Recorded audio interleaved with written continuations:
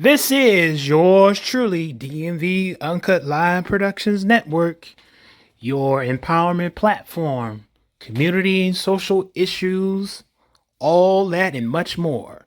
A voice of the people.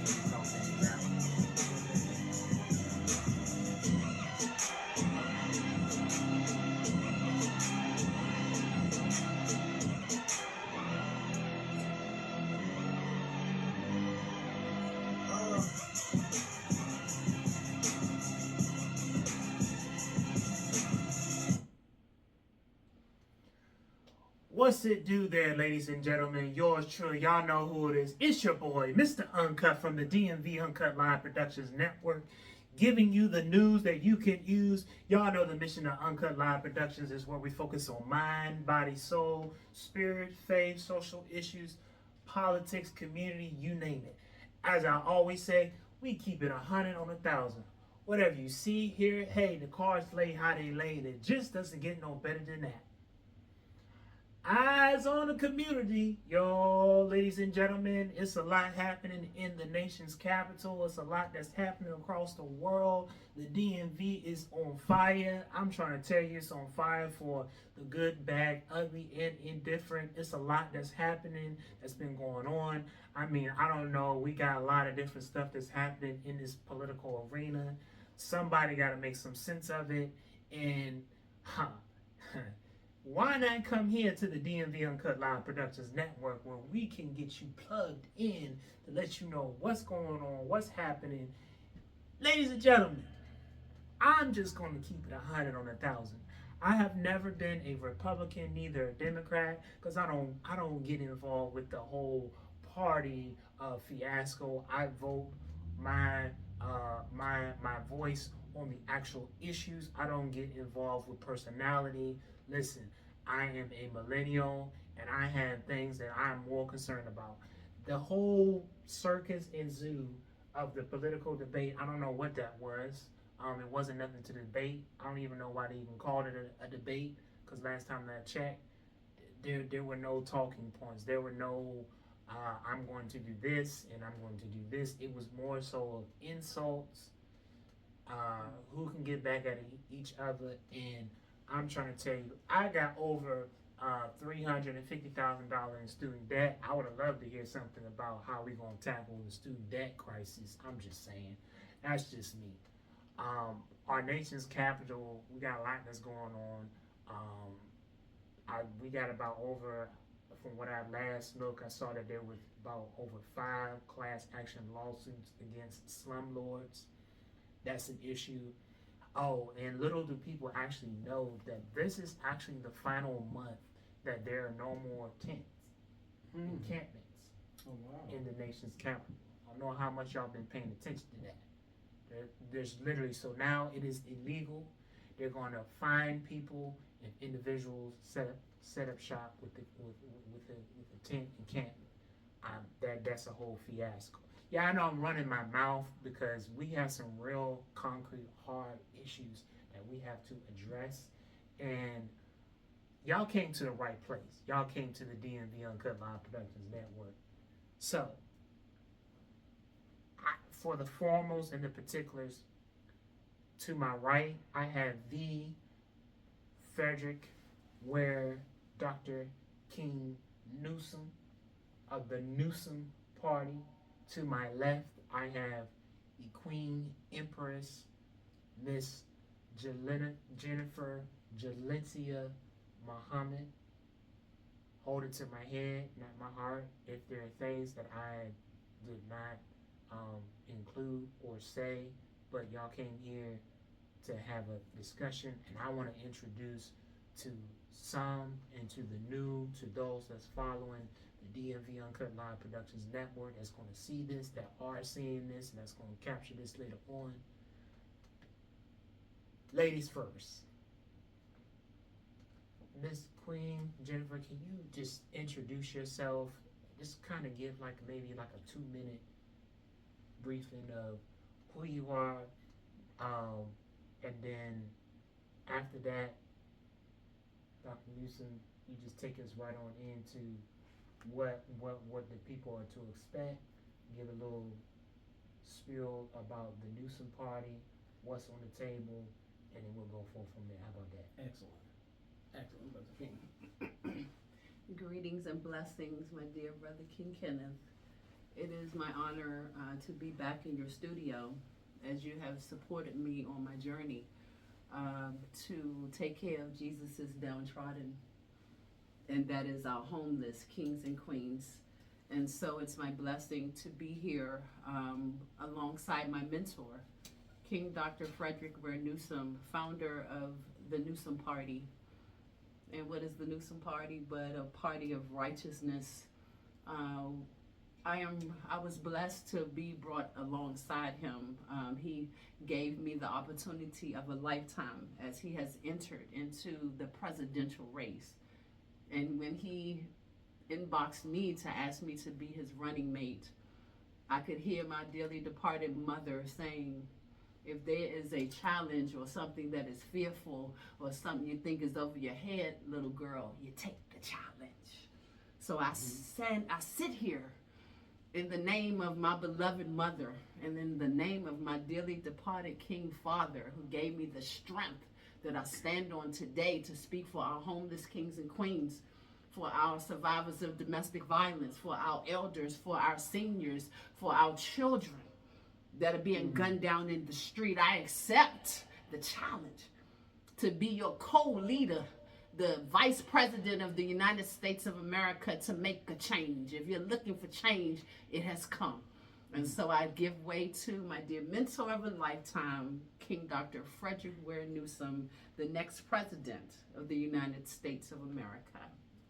Well, Empress Dr. Jennifer Jalencia Muhammad, VP of the United States of America, my amazing VP. I'm thankful for that amazing introduction. Thank you for King Kenneth opening the door. I've learned in ministry and in everything in life, you always give thanks and you always give honor to whom honor is due. You never, ever take anything for granted, like somebody had to do something for you. He didn't have to open the door, but by the grace and mercy of God, he did. So I thank you for that. I don't take it as, oh, you had to do it. And I know people don't humble themselves to that point, like, well, just thank God I'm here. No, I thank God you opened the door for us to be here. So this platform you created for me and Empress Jalencia, my VP, we're really excited. The Newsome Party is a party of righteousness. Some people say, well, what about the Newsome Party? Is that? No. It's simple, righteousness. My mama always told me there's a right way to do things and there's a wrong way. You can't mess that up. If you steal somebody's $20 off the table, that's wrong. Okay. If you leave that $20 on the table, that's right. There's a right way and a wrong way to do things. Unfortunately, this country teeters more to the wrong than the right.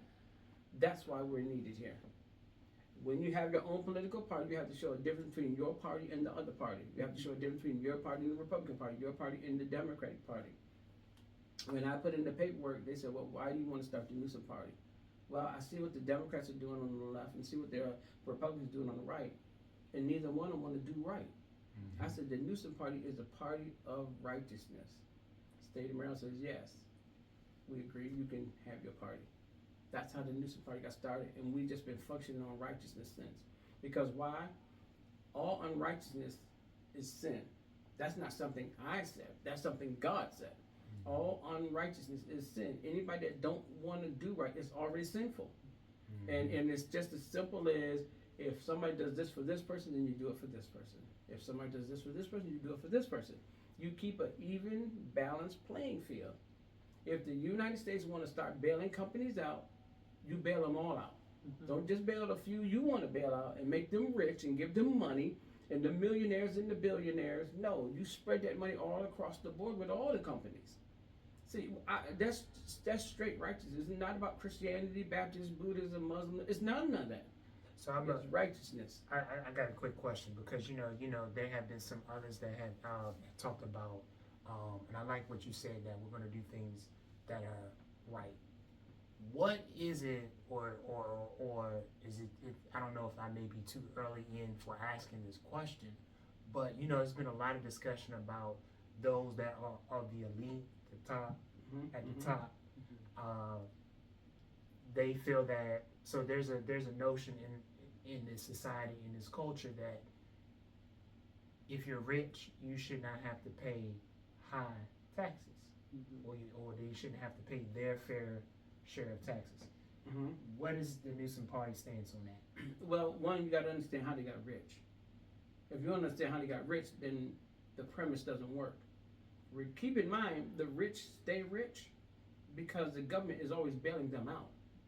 So there is no precedence there. Oh well, we shouldn't have to pay taxes. And the outline of them not wanting to pay taxes, because they say we hire so many people, and those people we hire pay taxes, so we shouldn't have to pay taxes. But you got to realize, where do they get that money from?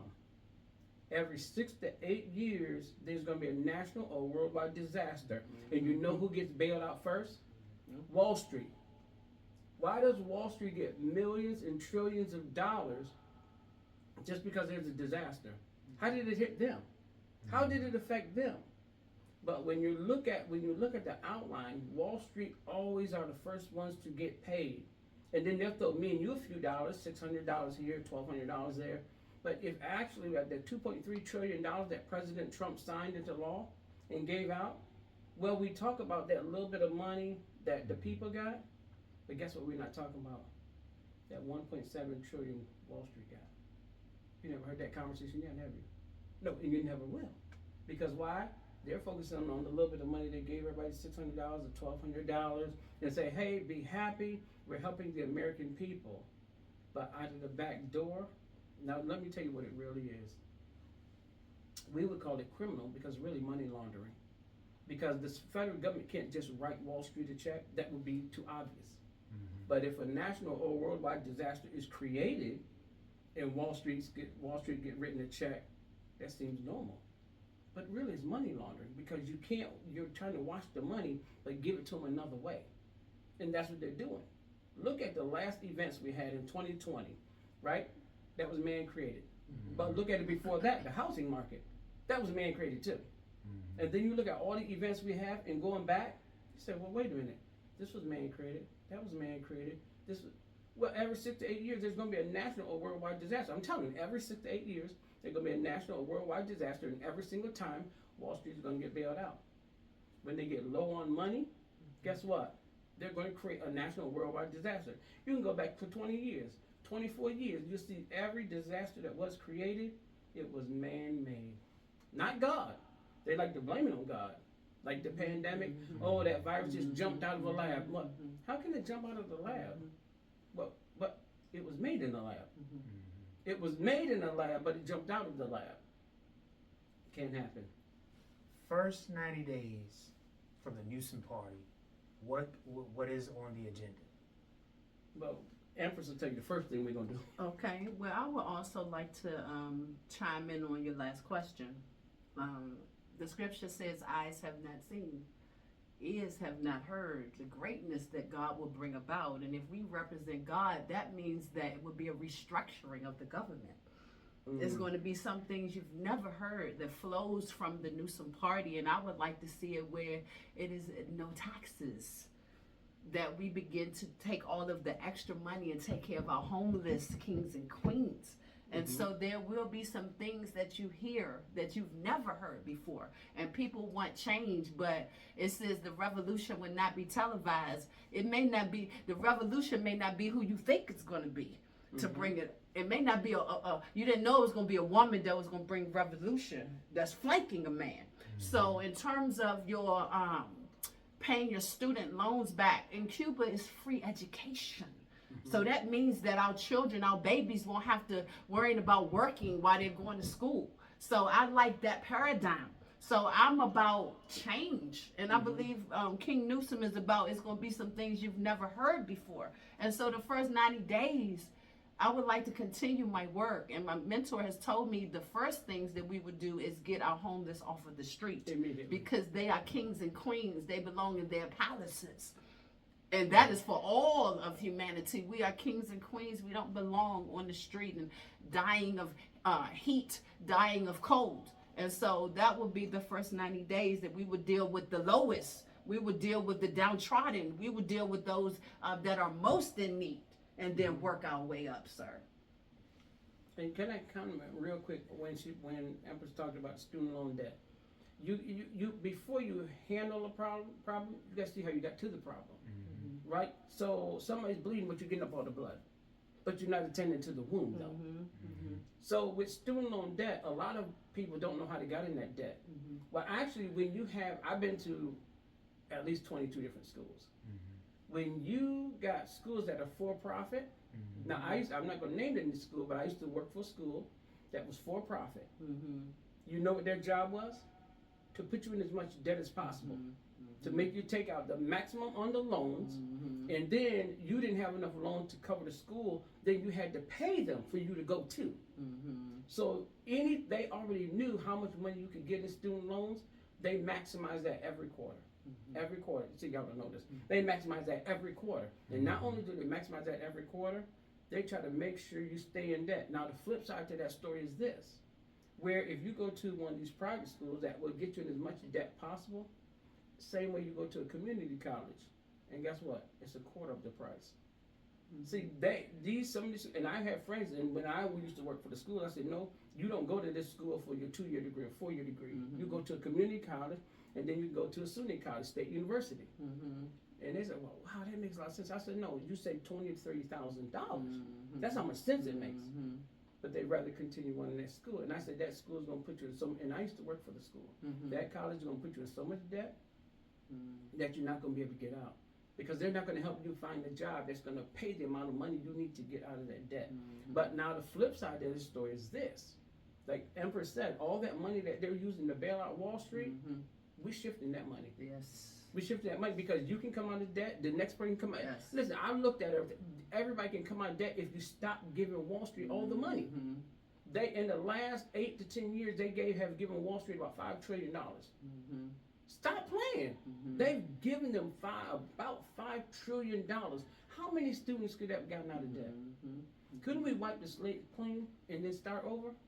There's so many things we can do, but if you leave the people in charge who mismanaging the money now, and then all think you vote them in another 4 years and they're going to get it right, they're not. It's not. It's going to be business as usual. That's why you see the rich getting richer and the poor getting poorer. The rich is only getting rich off the poor people's tax money in the middle class. Because when they work, they have to pay taxes. The government take that out of your check whether you like it or not. And that's how the rich get rich, because they know every 6 to 8 years, they're going to be a disaster. And who's the first one got the hand up? Wall Street. Oh, we need help. If you don't bail out Wall Street, the economy's going to fall, the stock market's going to fall, and it's going to crash, and we're not going to have any money. So hence the United States government says, oh, let's write Wall Street their check first. All this is in the books. This is locked in history. So you can't change history. It's there. And I'm saying, listen, we can do it a different way. Make people accountable for that money. Make sure all that money is accounted for. And what's not accounted for, you make the people pay the price who's not accounted for it.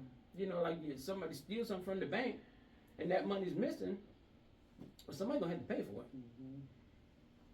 So I'm gonna pose this question. It seems like the United States is involved in wars that they should not be. What is the Newsome party's position on that? Because to me, it seems like the United States is everywhere but where it should be doing as far as protecting its America. And it seems like we're just wasting a lot of time. It's like we're like, what's the news? I hope the question makes sense. Oh no, it's an excellent question. Let me tell you, it's okay? Yes, sir. Let me tell you first and foremost, with Israel and Netanyahu, Israel is our ally. We all agree, right? Here's the problem with Israel being our ally. If Israel going to start trouble on their own, it is not provoked or anything. No, one, we're not stepping into it. It's not going to happen. And two, if Israel doesn't stop, they may become our enemy. And let me clarify that. If one of my brothers go, and I got a lot of brothers, if one of them go on the street and just start fighting somebody, and you think I'm going to back them, the devil is a lie. No, I'm not. And then if my brother doesn't stop, guess who's going to be his enemy? Because I'm going to go over there and grab him. Not the person he's fighting. I'm going to grab him because you started something with somebody you had no business. Netanyahu and Israel, we're allies, true. But if Netanyahu is going to start a war, I don't care if it's Hamas, I don't care who it is. If they're going to provoke a war and start a war and think the United States is going to jump in, it's not going to happen. And if yet Netanyahu don't stop, I will become his enemy. We will become his enemy. Listen, you provoked this against this country and they did absolutely nothing to you. And you're going to fight them? No. Either they stop or we become his enemy, or we will stop him. I say the same thing with the police. If you see the police doing something wrong on the street and they're harassing a citizen or got a gun on them and ready to shoot them and another police officer doesn't stop that officer, you become an enemy of the state. I'm telling you, we're going after everybody. All this wrong treatment, all this ungodly treatment, that's what righteousness is. I know a lot of people scared to approach righteousness. Oh my gosh, I don't want to deal with that. And a lot of politicians will not. They're not touching righteousness because guess what? A lot of their friends are going to get caught up in it because they've been doing so many crooked things. And oh my God, well, you can't come with us with righteous format. We've been stealing money. We've been doing this. You can't come to us with righteousness. You're going to get us in. Yeah, no, we can't use that format. But we have to. That's what the Newsome Party is about. You hit one particular thing. I gotta ask you these questions because these are things that come from the platform of DMV Uncut Live Productions. And in wake of the George Floyd, there was something that a lot of the states, a lot of the municipalities and towns that were supposed to establish what was called a PBA. Familiar with that? The PBA is the Police Accountability Board that will give oversight where the community would have oversight to be able to have provide accountability for officers who may do things that are not of accordance, and that there will be a better tracking. To be honest with you, there has been that has not really been successful. One of the things that has been a huge major issue is we have had a lot of these PBAs who are either police officers or who were police officers. So there's a distrust between the community to whereas by that there's no mutual insight. So like, I don't want to say like insight of favor, because more so like governing with the intent of governing it from a police perspective. Now, by all means, we need structure, we need governance, and we need order. What is your stake as far as that? Because I'm going to be honest with you. I'm in the community. I'm in with my black kings and my black queens. I'm in with my youngins and my youth and my youngins. But I work with a lot of youngins, both sides, minorities, non-minorities, and minority individuals. And their thing is, y'all know this is uncut. They say fuck 12, and the reason why they say fuck 12 is because it's been proven from time to time that we want the citizens, the residents, to be accountable for their actions and not become people that's causing harm to the community.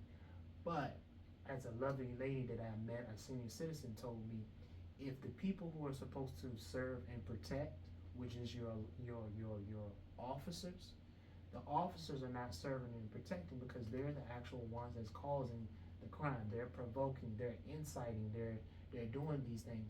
What is the state? What is the position of the Newsome Party? Because I'm gonna be honest with you, I don't really care for it because I'm not seeing nothing. I feel like that was just something that was created to hush the people, and then it just kind of just like been left to the people aside. We need safer communities, but we also need some kind of level of accountability.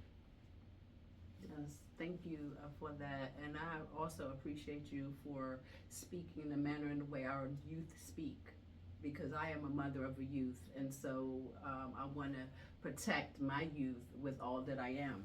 And you interviewed me when I ran for DC City Council, and one of my main ticket items was the Neighborhood Watch. And if we know this acronym COP, it is Citizen on Patrol. So there will be a restructuring of what a police officer is. And I believe as the people, we the people, the government, we should police our own hoods.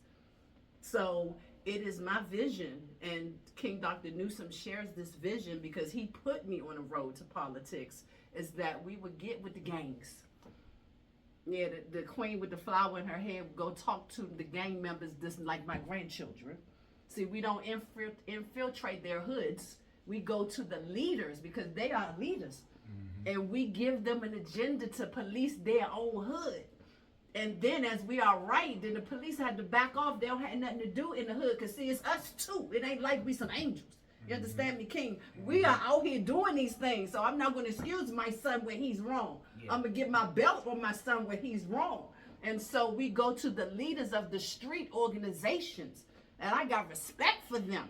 And give them the elders' guidance. Because, see, the scripture said, the young men for war, the elders for counsel. And so we counsel our youth, and we let them lead and police their own neighborhood and tell the police, get with us or get back. Because the police, at my age, the police, they younger than me too. I'm not a millennial, I'm an elder. And so it is my position to then go back. We can't let our youth go. I don't mind walking the street with my belt.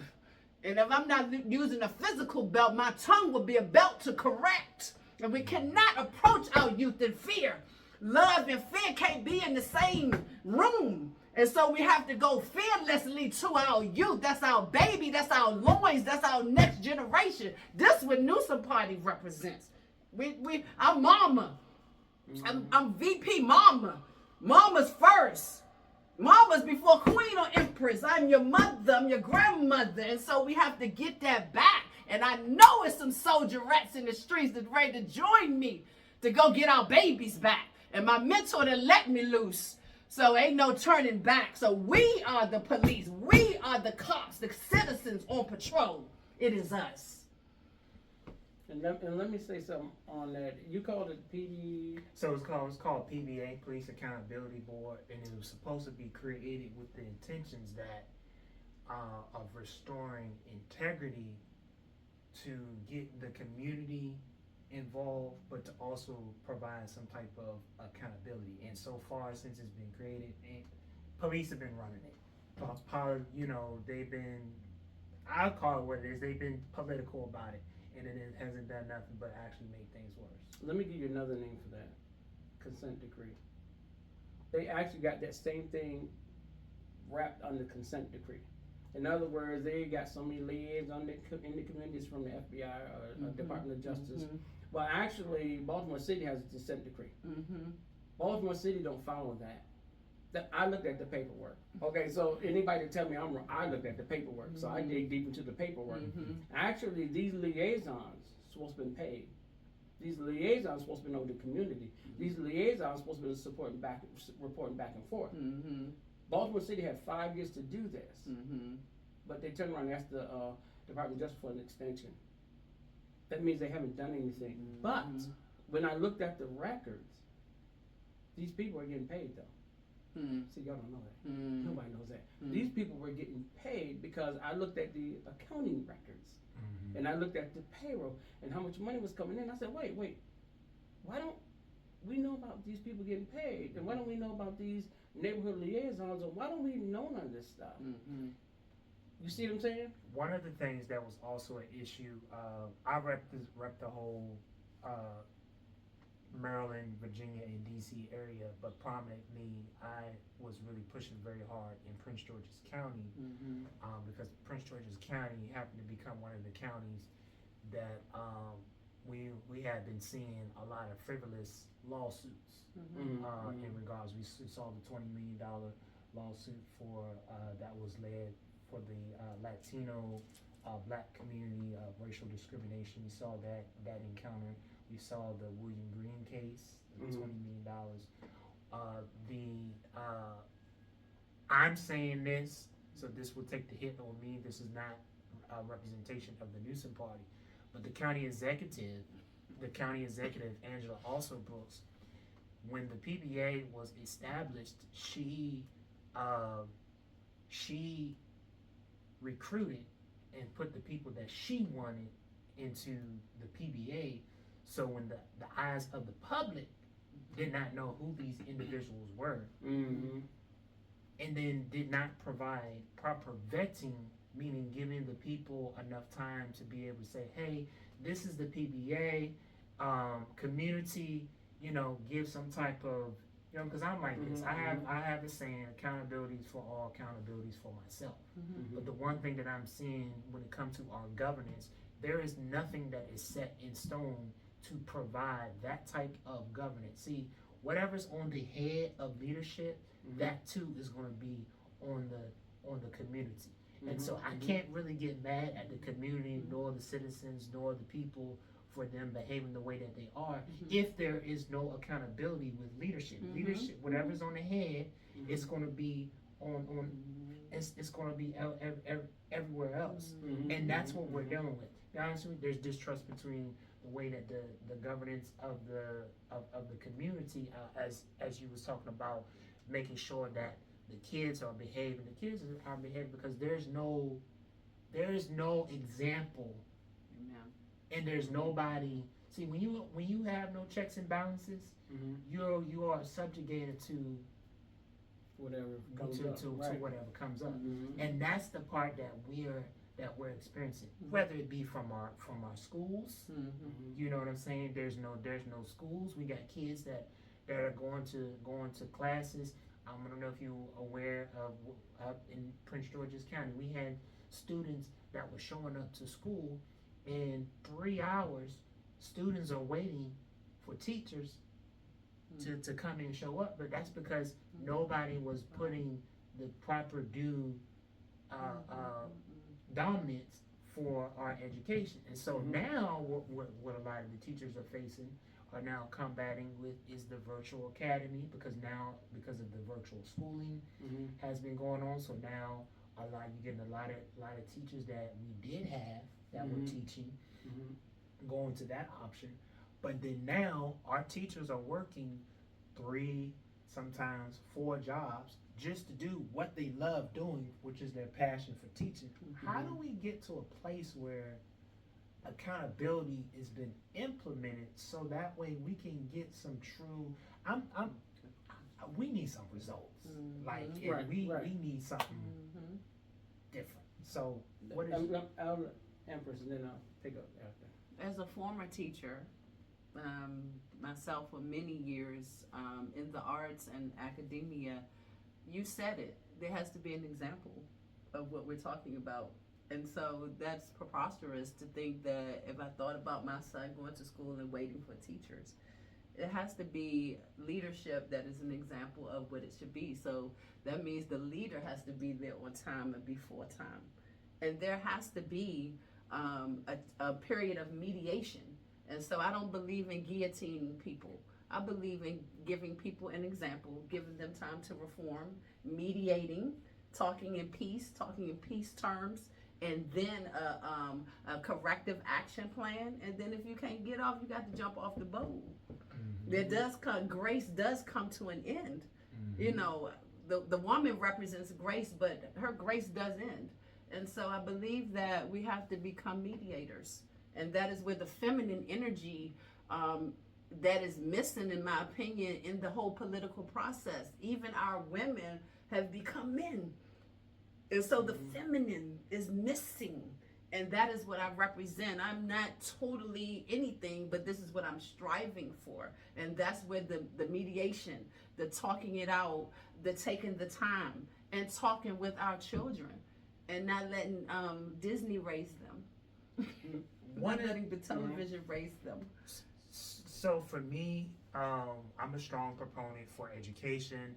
Many may have heard my story, many may not have heard my story, but I came up in the kinder foster care, so I was denied the opportunity to go to public school. I didn't get that high school experience. So I'm a strong pusher, I'm a strong advocate for education.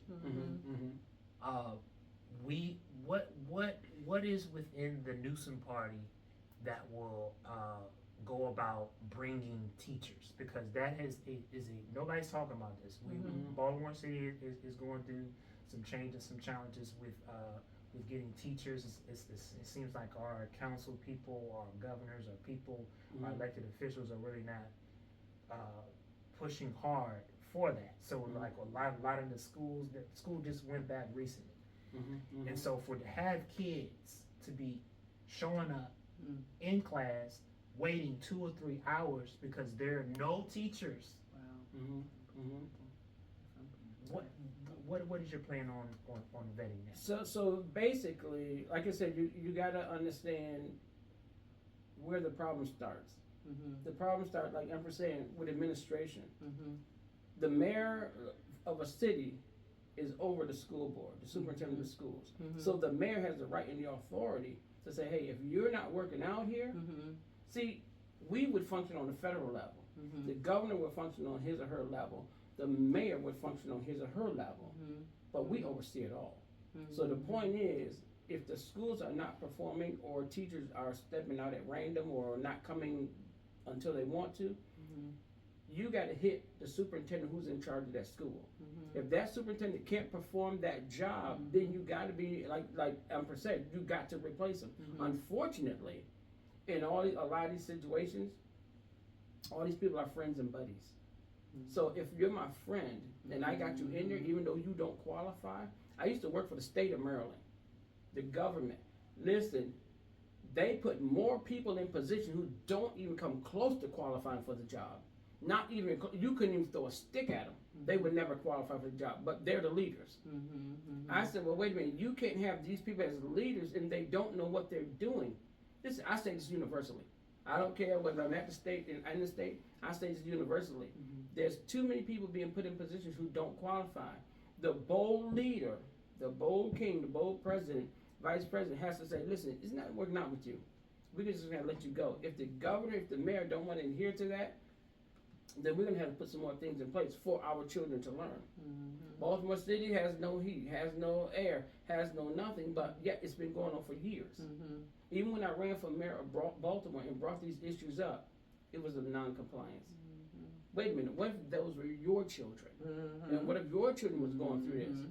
But since they didn't have children, it didn't mean nothing to them. The point is, a leader has to be strong, and when it's time to sit down, that leader has to sit that person down who don't want to sit down. This is what we have to do as leaders, as President of the United States, as Vice President of the United States, as we, not only is she saying she's mother, she's grandmother, she's everything over these children. And the children need that. I know this sounds ironic. I know it sounds too simple. But the children need that mother figure as well as that father figure. And guess what? Sometimes the government may have to be that. Sometimes the people in charge may have to be that, because where the mother and father is missing in the family, and you know, I'm not being racist or anything, but a lot of our black men are incarcerated. But they were incarcerated. If you look at the statistics, 80-90% of the black men that are incarcerated plead out. Pleading out means I didn't do the crime, but because you threatened me with 40 years in prison, okay, I'll tell you I did it. But they really didn't do it. But that's one way to get black men off the streets. Now, this isn't a racist position. This is a truth position. So don't think anybody ever think I'm coming with racism. Oh, he's against white people. He's against Israel. I'm not against nobody. I just want everybody treated fair. Everybody will tell you, this is my premise. This is my outline. This is what the Newsome Party all about. Listen, I don't care if you drink, smoke. I don't care if that's what you want to do. But if you let this person do it, then this person can do it too. If you let this person do this, this person can do it too. If you want to show favoritism and partiality, then one, Newsome Party is not for you. It's just not for you. But if you want to see everybody treated fair, everybody gets treated fair. Our children are not getting fair treatment. Yeah, I've seen that when it comes to because I talk about accountability, but one of the things that I'm noticing is that I've been hearing a lot as far as like the carjackings and things like this, and I get the whole concept that we want some level of accountability, but my thing is also this too. We've got to make sure that we install the resources so that the parents can be able to raise their children. I know something that went on most recently where this whole curfew thing. A lot of these mayors in these towns and municipalities, I'm against the whole curfew thing, and here's why I'm against the curfew thing. Because it doesn't make logical sense. If you find a young person, take for example Prince George's County. You say the curfew is 8 o'clock. Okay, say you get a young man or young lady who's at the library, who's at the public library, and he or she is there doing their homework. Mm-hmm. Mom and dad may be working different shifts. Because mom and dad don't have not going to have equal job Schedules, hours. right. Everybody's not going to have a 9 to 5. Mm-hmm. That's just not the reality. Mm-hmm. Everybody doesn't have the 9 to 5. So now, somebody, whomever, wants to sees this young individual. Oh, you're past the curfew. Oh, wait a minute. Where's your mom? Where's your dad? So they call mom and dad. Mom and dad is at work. Mm-hmm. Okay, when they said law enforcement say, hey, you don't come and get your child is going to be put in a hold. So now mom and dad is having to leave work because he or she doesn't have enough income to be able to provide babysitting or to have a babysitter and whatnot. What is the stance on that? Because I have found that to be one of the huge things, and this has been across the whole state since in light of the pandemic, these curfews and what. And I get that we want accountability, but it has to be some type of way that there could be some type of restructuring. I don't like using the word reform because I think sometimes when you use the word reform, you actually make things worse than what it was. I think it's a pitch word. I know that's just me, but what for instances like that, where do you see? So I'm gonna just say it real quick, then we defer it to Empress. Mm-hmm. You ever heard of martial law? Yeah. Well, that's just another form of martial law. I tell you, you got to realize what the problem is, what was created. Okay, I can't get you one way, so I'm going to get you another way. So martial law says you either be in this facility at a certain time. Martial law means I control your life. If you outside that facility at a certain time, guess what I'm going to do? I'm going to send the police for you. That's the same thing martial law is. They just using it for the children. Because look, we already locked up your father, and then we don't really need your mother, but we do want you though. We already locked up your father. We don't really need your mother because the mother has to watch the girls, but we really do want you though. That's just another form of martial law. The flip side to that story is we put things in place, even encourage the parents. How about put resources in the community? How about not lock up our children in the first place? If somebody's going to work, if somebody's doing this, if the police was actually doing their job and not being the bullies in the street, then that's a different story. If we look at what's going on in Baltimore City with Detective Suter, right? Y'all may not know him, but he was a detective that was killed, right? Just before he was getting ready to testify against some police officers. Now, I told everybody in Baltimore City, they're never going to find the killer of him. You know why? Because the police probably did it. Therefore, you would never, because one thing they did is they offered a huge reward right off the bat. Didn't even give it a second thought. $250,000 reward. I said, okay, well, Baltimore City never offered that much money for nobody. But the point is that you can't be the perpetrator and the corrector all at the same time. See, a lot of people never handle this issue. Never, ever, and definitely not a politician. They're never going to handle this issue. Like, no, the police fine, everybody tell no, the truth is the truth. The truth, the Bible tells us the truth is what sets us free. The truth is what makes us free. If we never dealing with the truth and I want to fluff around everything, then I'm not the person you need. I'm just telling you straight out. If I'm not willing to tell you the truth and show you what the truth is, then we have issues. In Baltimore City, there's a lot of police that perpetrate crimes on people. And even when I ran for mayor of Baltimore, same premise, same outline. I don't hold my tongue back for nobody. You have to tell the truth because the truth is what's going to deliver us. Somebody say, well, this, that, the other. Hey, it may be this, that, or the other. But the truth is the truth. So we need and I don't think they need training. You can't train racism. You can't train evil people. You're going to train them to do what? To do right? They already know to do right. That's why they're doing wrong. So, but let me let Empress go ahead and say something. Well, I know taking on a role as a vice president is quite a feat. And I know that there will be some cases that will come across my desk that they will be first. But I've been known in jobs where I was a media worker and rose to a supervisory position. And a complaint against me was that you're not supervising, you're handling things like a regular worker. And I still would do that. I am the type, I want to go see about it myself. So I would leave the Oval Office and go see about it myself, King. And I know that that is a lot of work, but I pledge to the American people and all people that Empress VP Jennifer will go see about it myself. And so I will handle it case by case. I like being in the street like I do with my homeless. And so I know there will be many cases, but I pledge that I will be on the scene to handle, because we can't answer every scenario and every question, but we have the care and the heart and the will and the spirit, and we got Jesus walking with us to handle all of the various cases that will come across our desk. And we love and want to, we are the change. Not wanting to see change, we are actually the embodiment of the change, and we will handle things differently. We will be involved. I walk right up in the school, walk right on the street, and address the police officers myself. That is my spirit. You know, I haven't found a cloning machine yet, but I want to handle it myself. That is my spirit.